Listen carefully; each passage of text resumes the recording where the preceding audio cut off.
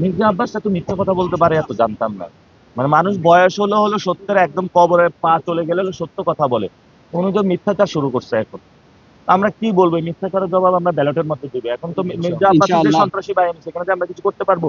ব্যালটের মাধ্যমে আমরা ইনশাল্লাহ জবাব দিব। তিনি শঙ্কা প্রকাশ করেছে আর কি যে আপনি পরাজয় হবেন, এই কারণেই নাকি বানচালের চেষ্টা করছে, এরকম কিছু কি বানচাল আমি বানচাল এটা উনি বলেছেন, উনি মায়েরও দেয় আবার এই মানে ওইটাও বলে তো। যেমনটি বলছিলেন আপনার উপরে হামলা করা হয়েছে, আপনার কোনো কর্মী আহত হয়েছে কিনা? হ্যাঁ, আহত হয়েছে, অনেক ঘুষি টুসি দেওয়া হয়েছে, আমার মাথার মধ্যে একটা জোরে ঘুষি দিছে।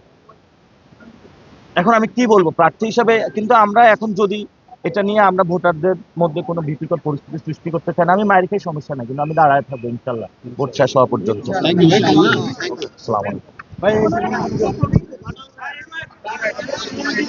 আমি 1 ঘন্টা লাইনে